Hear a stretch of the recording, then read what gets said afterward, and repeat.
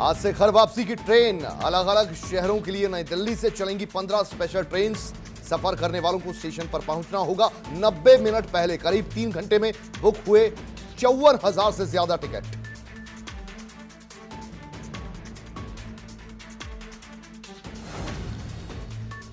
ग्राम रोजगार सेवकों को सीएम की सौगात। सीएम योगी ने मनरेगा मजदूरों को पैसे ट्रांसफर किए। डीबीटी के माध्यम से खाते में 225 करोड़ 39 लाख रुपए ट्रांसफर किए गए। आपको बताते चलें कि ग्राम रोजगार सेवकों को बकाया मानदेय का भुगतान किया गया है।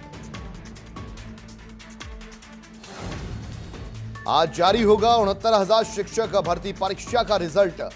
परीक्षार्थी रिजल्ट को बुधवार दोपहर बाद देख सकेंगे। 90 और 97 नंबर के कट ऑफ पर परीक्षा परिणाम घोषित होगा।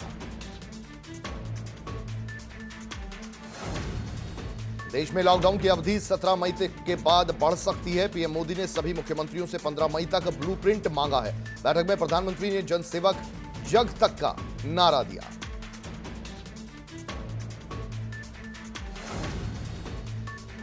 पीएम नरेंद्र मोदी ने सभी राज्यों के सीएम के साथ बैठक में कहा कि कोरोना से लड़ाई में भारत कामयाब हुआ है। सभी राज्यों ने कोरोना संकट में अच्छा काम किया। साथ ही पीएम मोदी ने कहा कि अब आर्थिक गतिविधियां तेज करनी होंगी, गांव को संकट से दूर रखना होगा।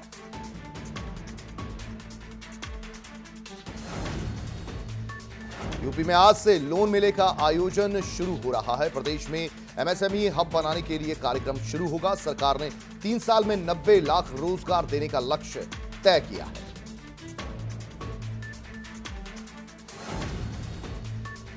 यूपी में कोरोना संक्रमितों की संख्या 3500 के पार पहुंची है, जिसमें से 1758 मरीजों को हालांकि डिस्चार्ज किया गया। यूपी में कोरोना के एक्टिव केसेस की संख्या 1735 है, तो वहीं 80 मरीजों की मौत भी हो चुकी है। यूपी में 74 जिले कोरोना के संक्रमण से प्रभावित हैं। उत्तराखंड में कोरोना का ग्राफ बढ़ा है। राज्य में कोरोना मरीजों की संख्या 69 पहुंच गई है। उधम सिंह नगर में एक और कोरोना पॉजिटिव सामने आया। पंजाब से आए ट्रक ड्राइवर की रिपोर्ट पॉजिटिव पाई गई। पंजाब से पासपोर्ट ट्रक ड्राइवर आया था।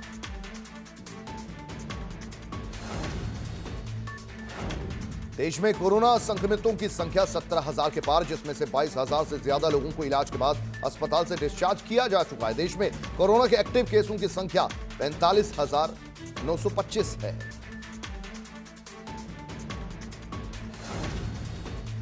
दुनिया भर में कोरोना संक्रमितों की संख्या बढ़कर 42 लाख के पार पहुंच गई। दुनिया में कोरोना वायरस ने अब तक 2,87,332 लोगों की जान भी ली है। राहत की बात यह है कि दुनिया भर में अब तक कोरोना महामारी से 15,27,495 लोग ठीक हो चुके हैं। यूपी सरकार 6 भत्तों को स्थायी तौर पर खत्म कर सकती है। राजस्व में आई कमी की वजह से भत्ते खत्म हो सकते हैं। बताया जा रहा है कि भत्ते खत्म होने से 16 लाख कर्मचारी प्रभावित होंगे। यूपी में देसी शराब की बिक्री में लगभग 60% की गिरावट दर्ज की गई। अंग्रेजी शराब की बिक्री भी 40% गिरने की आशंका। तो वहीं लाइसेंस वापस करने के मूड में कई जिलों के शराब व्यापारी। लखनऊ के यूपी पीसीएल घोटाले में सीबीआई ने जांच शुरू कर दी है। पूर्व चेयरमैन आलोक कुमार और अपर्णा से पूछताछ जारी है। डीएचएफएल में निवेश के बाद धन वापसी पर पूछताछ की जा रही है। पूरी कार्रवाई के चलते अरविंद कुमार को यूपी पीसीएल का नया चेयरमैन नियुक्त किया गया है। हरदोई में 2 कोरोना पॉजिटिव मरीज मिलने से यहां लोगों में हड़कंप देखने को मिला। मजदूर गुजरात से हरदोई पहुंचे थे। जिले में अब कोरोना मरीजों की संख्या बढ़कर 4 हो गई है। अब दोनों कोरोना मरीजों को लखनऊ भेजने की तैयारी की जा रही है।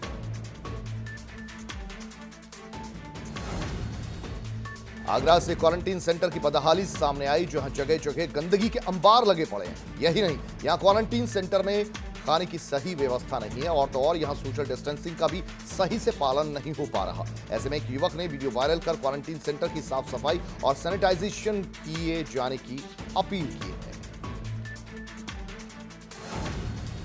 कन्नौज जिले में एक और कोरोना पॉजिटिव युवक मिला। बीती 26 अप्रैल को गुपचुप तरीके से युवक मुंबई से ऑटो चलाकर पूरे परिवार के साथ कन्नौज आ गया था। ऐसे में स्थानीय लोगों की सूचना के बाद जब युवक की जांच की गई तो वो कोरोना पॉजिटिव निकला। फिलहाल युवक के इलाके को सील कर दिया गया है और सैनिटाइज किया जा रहा है पूरे इलाके को। बीते 2 दिनों में 2 कोरोना पॉजिटिव मामले सामने आने के बाद स्वास्थ्य महकमे में हड़कंप मचा हुआ है। सीएम योगी ने बारिश, आकाशीय बिजली और ओलावृष्टि से लोगों की मौत पर दुख जाहिर किया। वहीं मृतकों के परिजनों को 4-4 लाख रुपयों की आर्थिक सहायता देने का ऐलान किया। सभी घायलों के इलाज के लिए अधिकारियों को निर्देश भी दिए गए। वहीं सीएम ने कहा है कि राहत कार्य में किसी प्रकार की लापरवाही बर्दाश्त नहीं की जाएगी।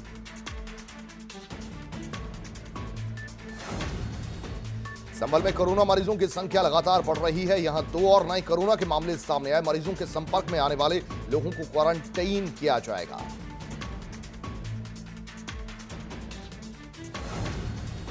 कोरोना काल में लगातार हो रहे मजदूरों के पलायन के चलते मजदूरों को लेकर गृह मंत्रालय ने सभी राज्य सरकार को एडवाइजरी जारी की है, जिसके तहत मजदूरों को पैदल पटरी पर चलने और भीड़ लगाने से रोकने को कहा गया है। खाने रहने का इंतजाम जैसी सभी व्यवस्थाओं को राज्य सरकारें सुनिश्चित करें, यह भी कहा गया है। साथ ही मजदूरों द्वारा सोशल डिस्टेंसिंग का पालन कराने की जिम्मेदारी भी राज्यों को सुनिश्चित करने को कहा गया है।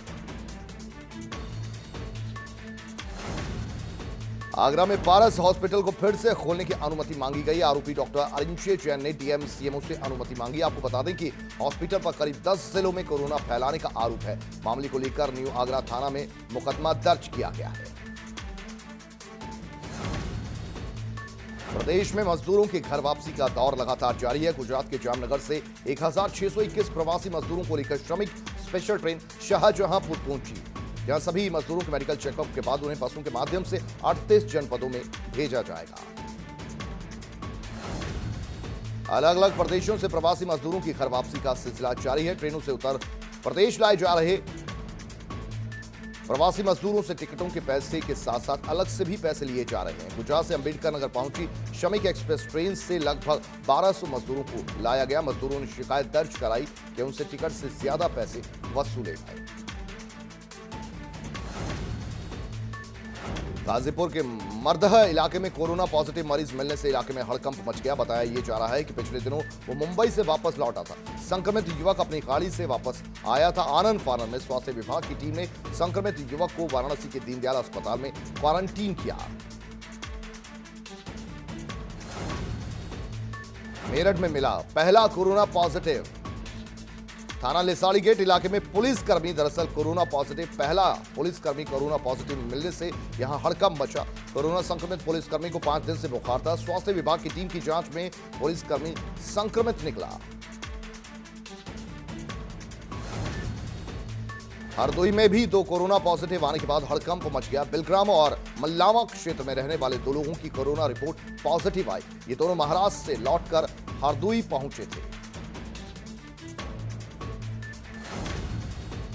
प्रवासी मजदूरों को उनके घर वापसी के लिए सरकार द्वारा ट्रेन चलाई जा रही है। अहमदाबाद से मजदूरों को लेकर श्रमिक special train Agra cantt railway station पर पहुंची। प्लेटफॉर्म पर सभी लोगों को सोशल डिस्टेंस का पालन करते हुए सभी का थर्मल स्क्रीनिंग करवाया गया। उसके बाद सभी को फिर बसों से उनके घरों के लिए रवाना किया गया।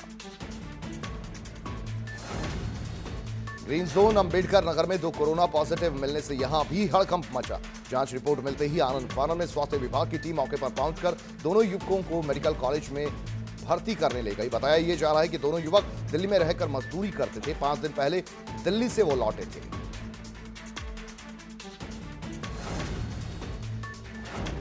प्रदेश में बड़ी संख्या में प्रवासी आ रहे हैं। ऐसे में जहां प्रवासियों के लिए सरकार ने मुख्यमंत्री स्वरोजगार योजना की शुरुआत कर दी है, वहीं शहरी इलाकों में आने वाले प्रवासियों के लिए भी सरकार ने रोजगार योजना शुरू करने की तैयारी कर ली है। आने वाले दिनों में कैबिनेट बैठक में इसका प्रस्ताव रखा जाएगा। प्रदेश के शहरी विकास मंत्री मदन कौशिक के अनुसार सरकार की योजना है कि सभी के लिए रोजगार की व्यवस्थाओं को पूरा किया जाए।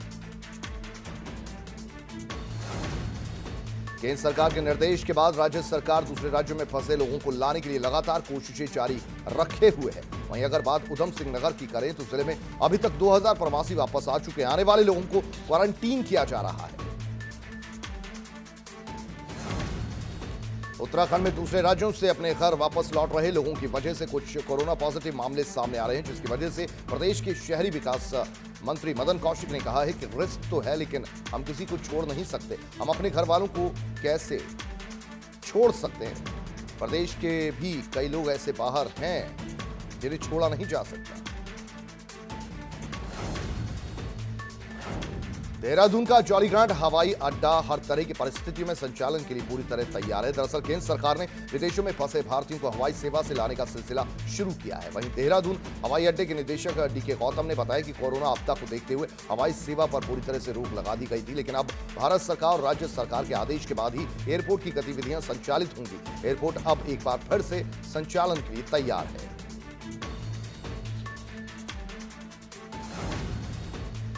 1200 श्रमिक गुजरात के अहमदाबाद शहर से आज रामपुर पहुंचे हैं। ऐसे में जब श्रमिकों से भरी ट्रेन जब स्टेशन पर पहुंची तो सुरक्षा कर्मियों ने पूरी ट्रेन को घेर दिया और एक एक कर कोच से लोगों को बाहर निकाला गया, जिसके बाद मजदूरों की स्क्रीनिंग की गई। साथ ही खाने पीने को उन्हें दिया गया और मास्क देकर बसों के जरिए मजदूरों को फिर अपने अपने घरों के लिए रवाना किया गया। मिशन घर के तहत लॉकडाउन के दौरान करगिल में फंसे विकास नगर के युवकों को घर लाने की तैयारी पूरी हो चुकी है। स्थानीय लोगों ने इन युवकों की घर वापसी को लेकर विधायक मुन्ना सिंह को जो ज्ञापन सौंपा था, मामले में जानकारी देते हुए विधायक मुन्ना सिंह चौहान ने बताया कि 2 बसों का इंतजाम किया गया है।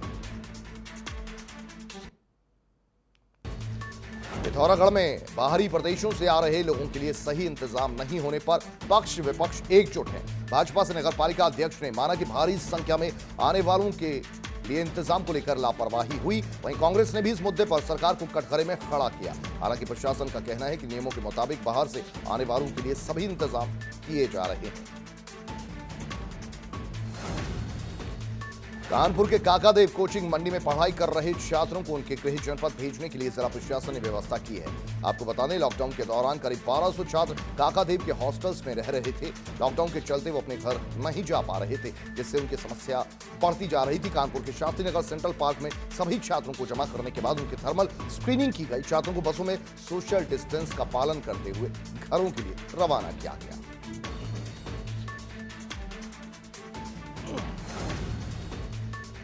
घर वापसी करने वालों को पिथौरागढ़ में खासी दिक्कतें उठानी पड़ रही हैं। आलम यह है कि प्रवासी दूसरे प्रदेश से अपने जिलों में तो पहुंच गए हैं, लेकिन यहां कोई सुध लेने वाला नहीं। आलम यह है कि वापसी कर रहे लोग पिथौरागढ़ मुख्यालय में दर दर की ठोकरें खाते नजर आ रहे हैं।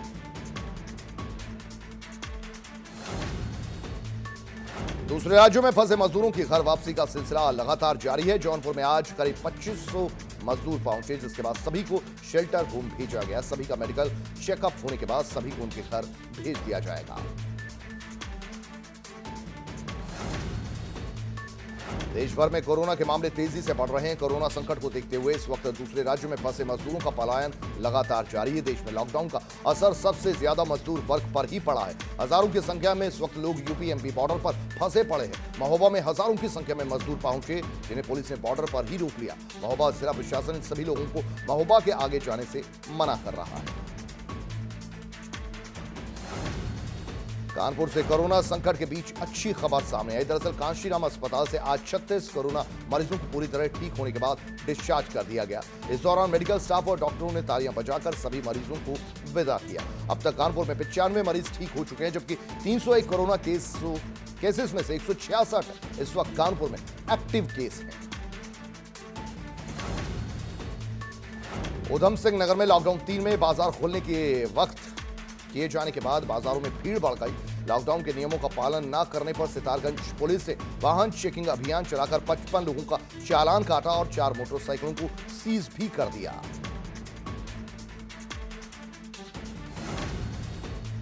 कानपुर जिले के महाराजपुर इलाके में स्थित पुरमावीर गांव में उस वक्त हड़कंप मच गया जब गांव के पास जंगलों में भीषण आग लग गई। ऐसे में सूचना के बाद मौके पर दमकल की कई गाड़ियां मौके पर पहुंची और आग बुझाने के काम में फिर जुटती नजर आई। कौशाम्बी में सराय अकिल थाना क्षेत्र में पुरानी रंजिश के चलते 2 पक्षों में गोलियां चल गई। घर के बाहर बैठा एक किसान गोली लगने से घायल हो गया। गोलीबारी की जानकारी मिलते ही एसपी अभिनंदन भारी फोर्स के साथ गांव पहुंच गए। देखते देखते पूरा गांव छावनी में तब्दील हो गया। एसपी ने हमलावरों की गिरफ्तारी के निर्देश जारी कर दिए हैं। प्रदेश में उच्च शिक्षा विभाग लॉकडाउन में छात्र छात्राओं को ऑनलाइन पढ़ाई करवा रहा है। ऐसे में दूरदर्शन यूजीसी के माध्यम से भी पढ़ाई करवाई जा रही है। वहीं मंत्री धन सिंह रावत के अनुसार एनआईसी के साथ साथ केंद्र सरकार के कम्युनिटी सेंटर जो हर जिलों में है, उसमें भी पढ़ाई करवाई जाएगी। उन्नाव में मजदूरों ने जमकर हंगामा किया। सैलरी में कटौती को लेकर फैक्ट्री के बाहर इन लोगों ने विरोध किया।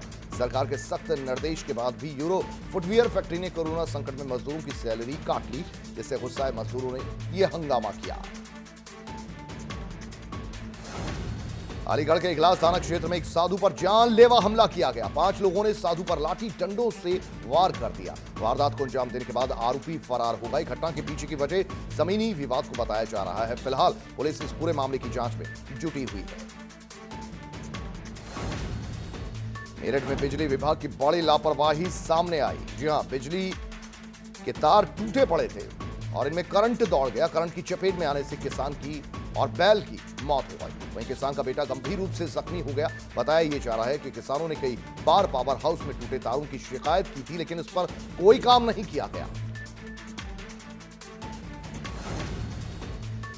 देश में कोरोना महामारी का दौर है और सरकार अपने राज्यों में फंसे प्रवासियों को लगातार ला रही है। अल्मोड़ा में हजारों लोग अपने घरों को लौट चुके हैं, पर वहीं अभी भी कई लोग रेड जोन इलाकों में फंसे हैं। अल्मोड़ा में वापस आ रहे प्रवासियों की व्यवस्था में किस तरह लापरवाही है, वो भी साफ देखने को मिल रही है।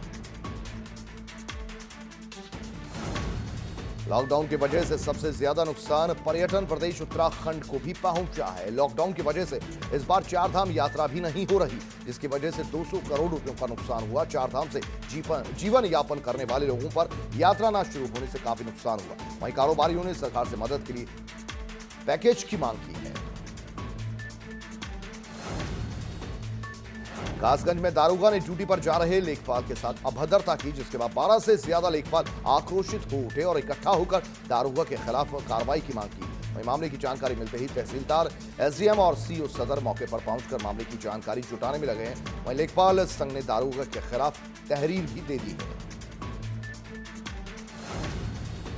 बदायूं में काल बनकर आई आंधी तूफान से 3 लोगों की मौत हो गई, जबकि 12 दर्जन से ज्यादा पशुओं की जान चली गई। आंधी और बारिश से कई पेड़ भी उखड़कर गिर गए। इसके साथ ही तेज आंधी पानी से इलाके में बिजली के खंभे तक गिर गए, जिससे घंटों यातायात और बिजली दोनों प्रभावित रही। इलाके की बिजली गुल रही। प्रशासन की तरफ से पीड़ितों और मृतकों के परिजनों को हालांकि 4 लाख रुपए की सहायता राशि दी जा रही है। हमीरपुर में लॉकडाउन में अनोखी शादी देखने को मिली, जिसमें दुल्हा दुल्हन के साथ 5 बाराती और दहेज में एक किताब की भेंट की गई और मात्र 17 मिनट में पूरी शादी करके दूल्हा अपनी दुल्हन की विदाई कर गया। शादी में दोनों पक्ष के लोगों ने सोशल डिस्टेंस का ख्याल रखा और अपने अपने चेहरों पर मास्क लगाकर विवाह को अंजाम दिया। संभल में 2 पक्षों में जमकर पथराव हुआ। दबंगों ने किसान के घर पर हमला कर दिया, जिसके बाद किसान के परिवार में ईंट लगने से 2 लोग घायल हो गए। फिर दोनों तरफ से पथराव शुरू हो गया। गाजियाबाद में अपराधियों के खिलाफ शिकंजा लगातार कस रहा है। मुरादनगर के गैंगस्टर कृष्णपाल यादव की करोड़ों रुपयों की संपत्ति पर कुर्की की कार्रवाई की गई। यह संपत्ति बदमाश ने आपराधिक कार्यों से अर्जित की थी। इसी हफ्ते मोदीनगर में भी गैंगस्टर रवि के 6 करोड़ के फार्म हाउस की कुर्की करके उसे प्रशासन और पुलिस की निगरानी में जब्त किया गया। गाजियाबाद एसएसपी कलानिधि नैथानी का कहना है कि 2 दिन में अभियान चलाकर 9 गैंगस्टर्स पकड़े जा चुके हैं। कांग्रेस ने जहां मजदूरों के आने जाने के पैसे देने की बात कही, उसके बाद इस पर राजनीति खत्म नहीं हो रही। वहीं अब मामले पर कृषि मंत्री सुबोध उनियाल ने कहा है कि कांग्रेस के इस प्रस्ताव को पॉजिटिव लेते हुए उनसे मदद लेनी चाहिए। जो पैसा वो दें उसे प्रधानमंत्री केयर फंड या फिर सीएम राहत कोष में जमा होना चाहिए। लॉकडाउन में गन्ना किसानों का सरकारी चीनी मिलों पर 200 करोड़ से ऊपर का बकाया है। वहीं प्राइवेट चीनी मिलों पर भी 600 करोड़ से ज्यादा का बकाया है। गन्ना किसानों को पेमेंट न मिलने पर किसान नेता गणेश उपाध्याय ने हाई कोर्ट नैनीताल में किसानों को गन्ना पेमेंट देने के लिए याचिका डाली है।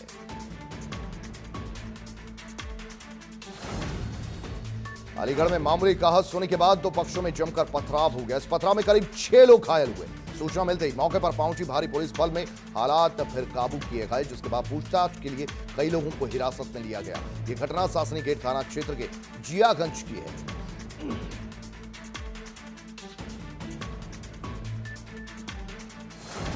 श्रावस्ती जिले के गिलौला बाजार में उस वक्त हड़कंप मच गया जब एक 15 साल की लड़की का शव फांसी से लटकता मिला। ऐसे में सूचना के बाद मौके पर पहुंची पुलिस ने शव को कब्जे में लिया और मामले की छानबीन में फिलहाल पुलिस जुटी हुई है।